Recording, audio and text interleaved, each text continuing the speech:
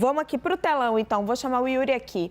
Yuri, você foi conversar na sociedade civil com juristas e aí eu queria entender com você como é que a fala do Lula repercutiu na sociedade civil.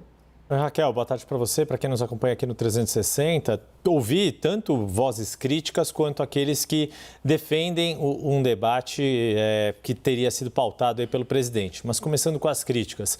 Por exemplo, o Instituto Não Aceito Corrupção, Roberto Liviano, me mandou uma nota que eu acho que a gente pode talvez até exibir aqui em parte ali na tela, um texto bastante longo, mas que defende a publicidade dos votos e considera que seria inaceitável qualquer tipo de julgamento secreto ou sigilo sobre os votos dos ministros do Supremo.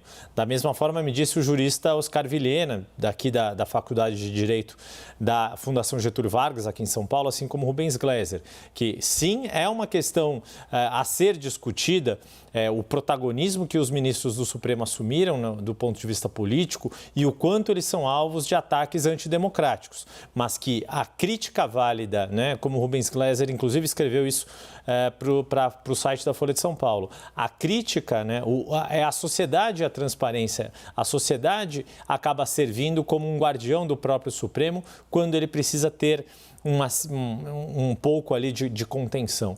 A grande questão é que essa crítica faz o Supremo crescer e ser protegido dos ataques antidemocráticos.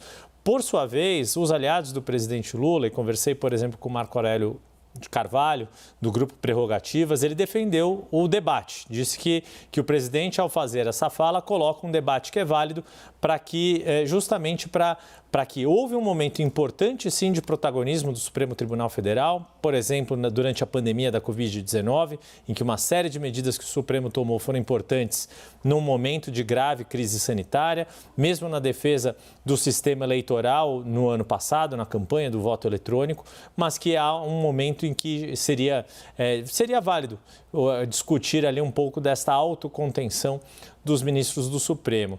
Recebi também de aliados do presidente uma tese de doutorado defendida na Universidade de Brasília que faz essa comparação.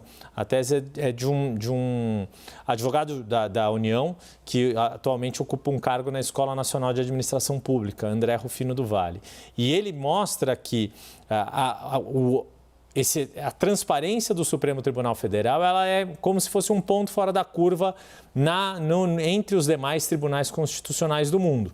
Os tribunais constitucionais da Europa, mesmo aqueles de origem anglo-saxã, em que a transparência dos julgamentos é mais histórica, como o Reino Unido, acabam adotando um modelo de votação secreta, digamos assim, ou sob sigilo nessas questões constitucionais. Mas como você e Thais Arbeck já detalharam aqui, tanto o artigo 93 da Constituição como o artigo 5º, que é um artigo de cláusula pétrea da Constituição, prevêem a publicidade dos atos processuais do Judiciário como regra e não como apenas o sigilo é apenas uma exceção quando há algum tipo de constrangimento da intimidade alheia.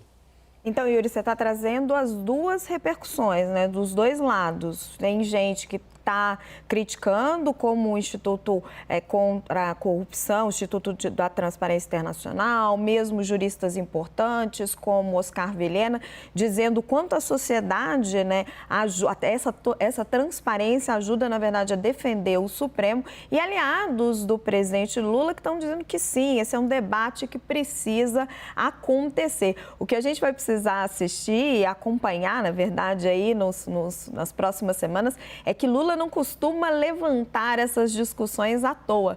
Muitas vezes ele costuma insistir, foi assim no debate dos juros no Banco Central. Vamos ver até que ponto ele vai insistir, se ele realmente vai querer fazer com que isso se torne uma questão a ser discutida aqui no Brasil ou se não, realmente ele vai deixar para depois.